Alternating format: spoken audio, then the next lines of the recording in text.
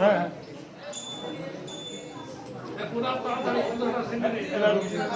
হ্যাঁ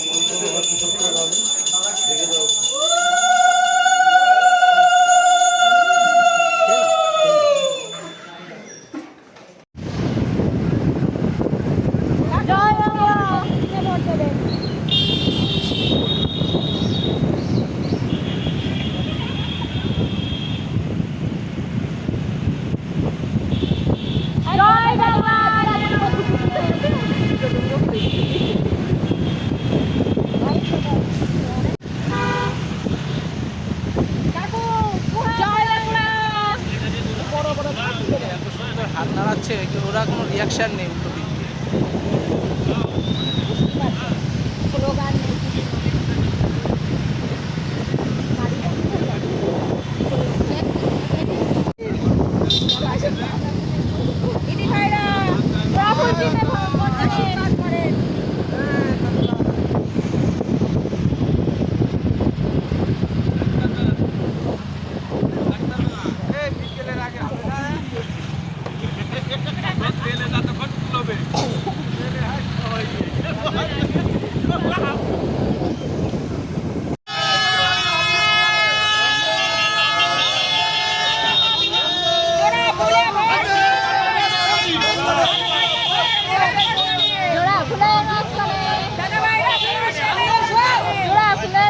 বাজার দিয়ে পার পাড়াতে যাবে বাজার দিয়ে সবাই ডান দিকে গাড়ি দাও এদিকে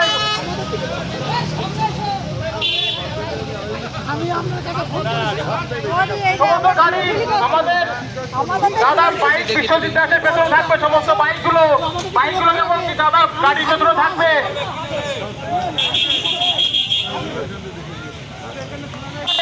গাড়ি এখান থেকে ঘুরিয়ে নাও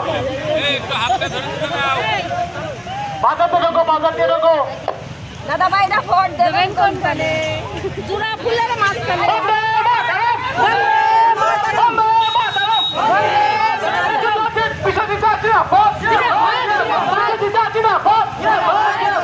তুমি এগিয়ে চলে আমি তোমার সাথে আছি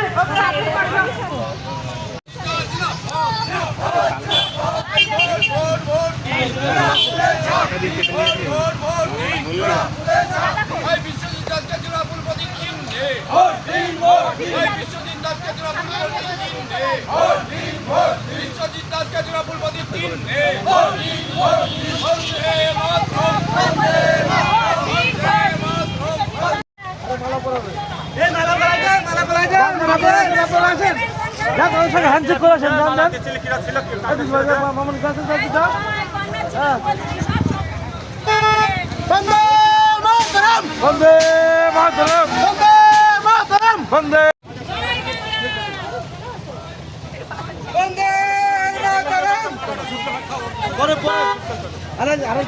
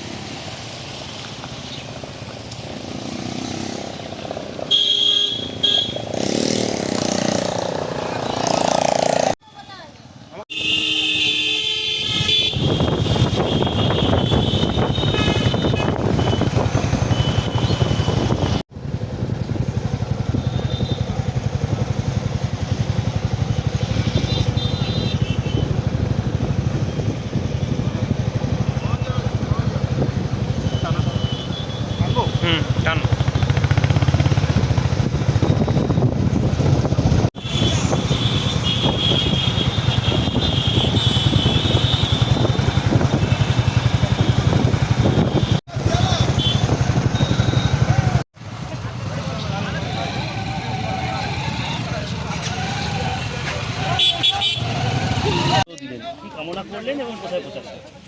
আজকে আশারু জিপি সমস্ত বুথগুলো পরিক্রমা করলাম এবং মানুষের এইভাবে উচ্ছ্বাস মনে হচ্ছে সবসময় যে এটা বিজয়ের উচ্ছ্বাস। ঘুরতে ঘুরতে মায়ের মন্দিরের পাশে যেখানেই মন্দির বা মসজিদ গুরুদ্বার আমরা যেখানেই পেয়েছি সেই জায়গায় দাঁড়িয়ে প্রার্থনা করেছি। প্রার্থনা করলেও এলাকার মানুষ সবাই ভালো থাকুন, সুস্থ থাকুন। মমতা বন্দ্যোপাধ্যায়, অভিষেক বন্দ্যোপাধ্যায় তাদের মনস্কামনা যেন পূর্ণ হোক, অশুভ শক্তির বিনাশ ঘটুক, শুভ শক্তির জাগ্রত হোক। আগামী 12 তারিখ অভিষেক বন্দ্যোপাধ্যায় আপনার এই বার্তায় আসছে, এলেঞ্চায় আসছে, সেক্ষেত্রে কি উন্মাদনা?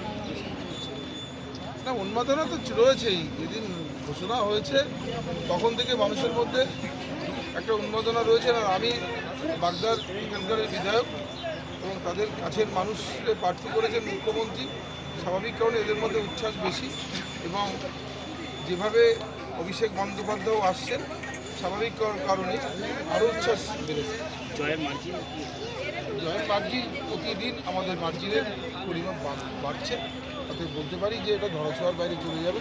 একদিকে ভোটারে 2 লক্ষের উপরে ভোটে জিতবে এবং আগামী দিন 20শে মে সেটা কোথায় যাবে সেটা এখনই বলা সম্ভব নয়।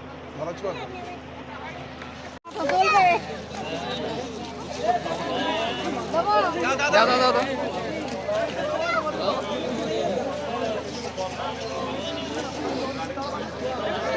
পাঠিয়ে দিয়েছি তোমায়, আমি বলে দিয়ে পাঠালাম।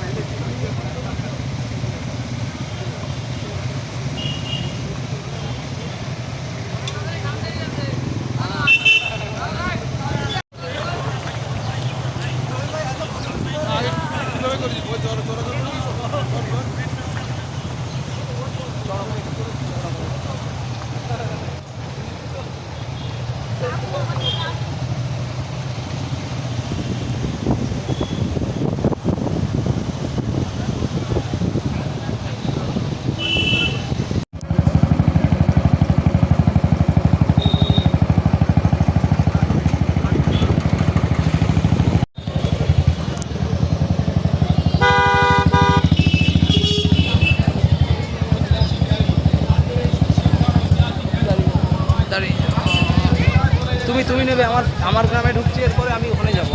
হ্যাঁ, আমার গ্রামে ঢুকছি।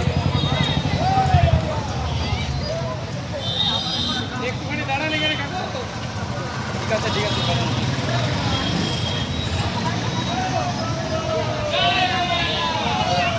বিভাস বিভাস এই বিভাস ওই গাড়ি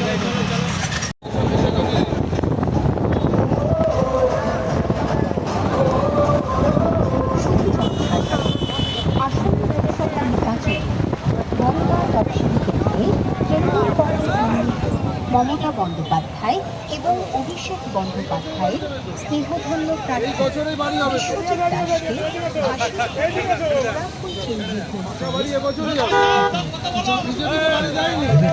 দাসকে বন্ধ করেছে, বাড়ির টাকা বন্ধ করেছে, এবারই যাবে। কি দিয়েছে?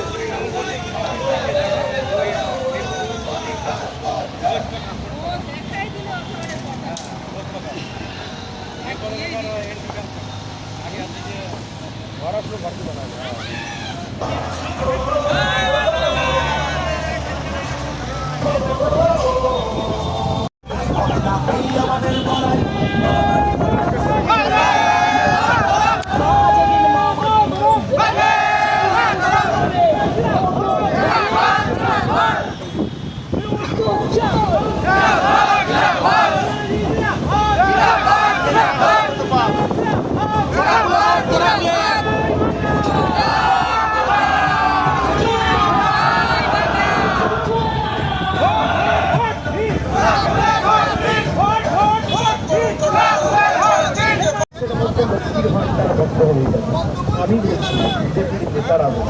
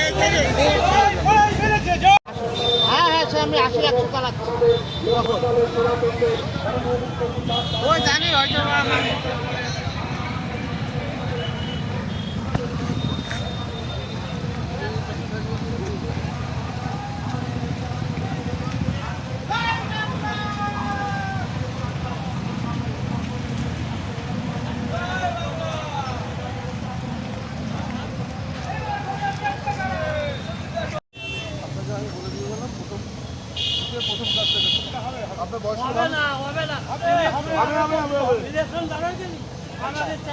না না সবাই কি শান্তনু ঠাকুর? বলবেন একজন বিধায়কের উন্নয়ন তহবিলের টাকা দিয়ে একটা ইলেকট্রিক চুল্লি শ্মশান করা হয়। এই শ্মশান এরা জানে না, বনগাঁতেও একটা শ্মশান আমি করেছিলাম 2011 সালে। আমরা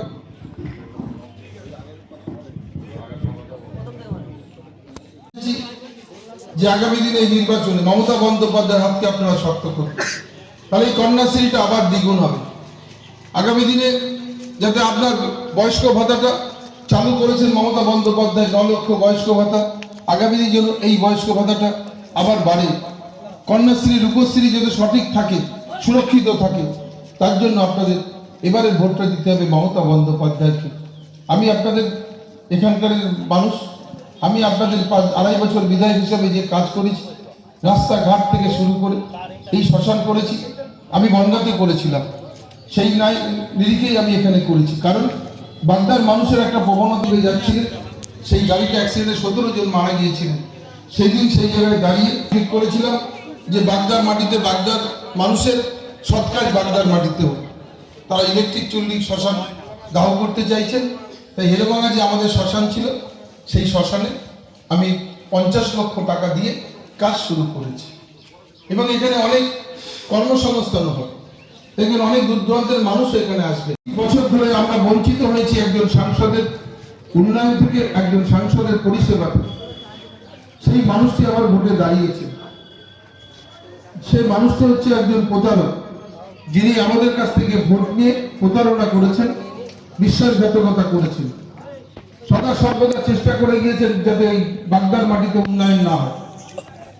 এই বনগাঁ লোকসভা কেন্দ্রে যাতে উন্নয়নটা না করেছে কেন্দ্র সরকার দেয় না। এটা কেন্দ্র সরকারের 25 টাকা নয়, এটাকে আমাদের রাজ্য থেকে এই কর বাবদ যে টাকা নিয়ে যান, আমরা যারা কেনাকাটা করি, যা কিছু করি, তার জিএসটি কেটে নেয়। সেই জিএসটি টাকাটা 4,60,000 কোটি টাকা নরেন্দ্র মোদী নিয়েছেন দিল্লি থেকে, এই রাজ্যের টাকা। আমরা ডেভেলপমেন্টে পাবো 1,60,000 কোটি টাকা, আজও দেয় নেওয়া হবে। এবং এই বাড়ির টাকা কেন্দ্র দেয় এবং রাজ্য দেয়, যৌথভাবে করা হয়। আজকে বাড়িগুলো বন্ধ করেছে মমতা বন্দ্যোপাধ্যায়। মমতা বন্দ্যোপাধ্যায় এই বছরের ডিসেম্বর মাসের মধ্যে বলেছেন আমার 11,34,000 বাড়ি, এই বাড়ি আমি মানুষের কাছে পৌঁছে দেবো, আপনারা নিশ্চিন্ত থাকুন। ডিসেম্বর মাসের মধ্যে 11 লক্ষ বাচ্চারা একটা সময় এখানে তারাফাড়া খেয়ে, ছোটবেলায় মারধর খেয়ে পালিয়ে যে বনগাঁতে ছিল, হারমাদ হয়েছিল। হারমাদের পরে সেই জায়গায় যে ক্রিমিনাল সিপিএম এর তোলাবাজ খুনি তৈরি হয়েছিল, সেই মানুষটি এখানে এসে কি বক্তব্য রেখে গিয়েছে। আমি শুধু বলতে চাই না, আমি এই ধরনের মানুষদের, যারা সমাজের কোনো কাজে লাগে না, যারা অসামাজিক লোকজনের সম্পর্কে আমি বেশি কথা বলি না, শুধু আমি এখান থেকে তুলাটা তুলতে পারি। 2011 সালে আমি প্রথম এমএলএ হয়েছি বনগাঁতে। সিপিএম 34 বছরের রাজত্বের অবসান ঘটেছে। এই সমাজবিরোধী তার স্ত্রী, তার সন্তানকে নিয়ে যে আমার বাড়িতে হাতে পায়ে জড়িয়ে ধরেছিল, বলবেন জিজ্ঞাসা করে এই অপদার্থটাকে, যে তোর সন্তানের মাথায় হাত দিয়ে এখানে বলে দিয়ে যা যে কেন সেদিন যে হাতে পায়ে ধরেছিলিস সেদিনকে ওর মৃত্যু অবধারিত ছিল। কারণ যে ধরনের মানুষদের খুন করেছে, যাদের তোলাবাজি করেছে, যাদের জায়গা জোর করে দখল করে নিয়েছে, সিপিএম ক্ষমতায় ছিল, সেই কাজ করেছিল। তারা আজকে সুযোগ পেয়েছিলেন, কিন্তু একটা মানুষ জীবন ভিক্ষা চেয়েছিলেন, তাই সেদিনকে আমরা ওকে মারতে দিইনি মানুষের কাছ থেকে, ওকে আমরা বাঁচিয়ে দিয়েছিলাম যে একটা মানুষ বেঁচে থাকতে চাইছে, তার পরিবার, তার স্ত্রী, তার সন্তান আমার কাছে কি। এখন হঠাৎ করে শান্তনু ঠাকুরের হাত ধরে একটা সময় সিপিএম এর হামবাদ, এখন বিজেপি হামবাদগিরি করতে চাইছে। শান্তনু ঠাকুরের এখন তোলাবাজ, ওদের সাথে কোনো এমএলএরা নেই, ওদের সাথে দেখবেন নিচু স্তরের কর্মীরাও একটা কথা বলছে যে এরা তো বিজেপিটা করেনি, সিপিএম করত। এখানে এসে একটা সমাজ বিরোধীকে নিয়ে এসে শান্তনু ঠাকুর চলছে। শান্তনু ঠাকুর সঙ্গে একটা ভালো অংশ দেখাতে পারবেন। শান্তনু ঠাকুর যারা পয়সা তুলে দিতে পারবে সেই সমস্ত মানুষদের তার অগ্রাধিকার দেন। কোনো ভালো মানুষ ওর পাশে করেছিলেন। নিশ্চিতভাবে আমি আপনাদের প্রণাম জানাই যে আপনারা বিজেপিটা করেছেন, ঠিক আছে, কিন্তু এখন বিজেপিটা কাদের কাছে রয়েছে? শান্তনু ঠাকুরা এরা তৃণমূলটা করতে, বাবা আমাদের মন্ত্রী ছিল, তারপরে এর ভাই একবার দাঁড়ালো, দাঁড়িয়ে যে হেরে গেল বিজেপিতে, আবার পালিয়ে গেল। এ দাঁড়িয়েছে, আমি আপনাদের এখানে সবাইকে সাক্ষী রেখে বলে দিয়ে গেলাম 4 তারিখে যখন ভোট গণনা হবে দেখবেন শান্তনু ঠাকুরের অবস্থা কি হয়। অত্যন্ত 2.5 লক্ষ 3 লক্ষ ভোটে হারবে। এবং তারপরে শান্তনু ঠাকুরের আমার দেখা পাবেন, দাদা যেমন পালিয়েছিল এই শান্তনু ঠাকুরের পালাবে। আর এর যে সাক্ষাৎটা বানিয়েছে না, একে কোনোদিন যদি আর বাংলার মাটিতে, বাগদার মাটিতে খুঁজে পান, একে আর পাবেন না। এই দেবদাস মন্ডল নামটা বলতে খারাপ লাগে, এই হারমার দেখবেন 20 তারিখে ভোটের পরেই পাড়ি দেবে, আবার টিকিট কেটে রাখবে 4 তারিখে গণনার দিন বন্ধে যদি খবর পাই এয়ারপোর্টে নেমে যে আবার রেজাল্ট ভালো, তবে আসবে না। এইরকম একজন সমাজ বিরোধী বিজেপির অবস্থা। কোনো ভালো মানুষ বিজেপিতে নেই। আর শান্তনু ঠাকুর তোলার জন্য এসব লোক দরকার। এই যে চাকরি দিয়েছে, কাদের চাকরি দিয়েছেন? এখানে একজন বিজেপির চাকরি দিয়েছে?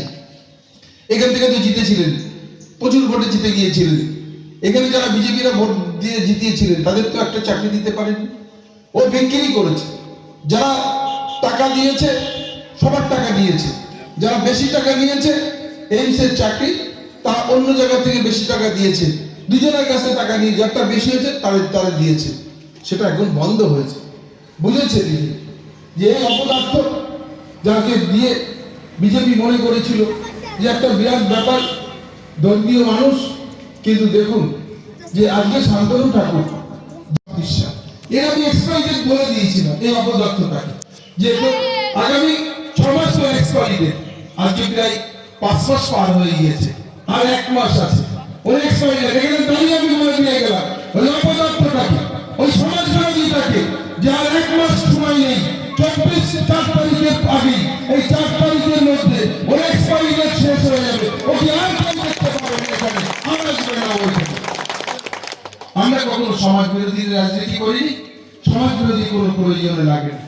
এই ধরনের সমাজ বিরোধী যে উপযুক্ত জবাব, সে জবাব 4 তারিখে দিয়ে দেবো।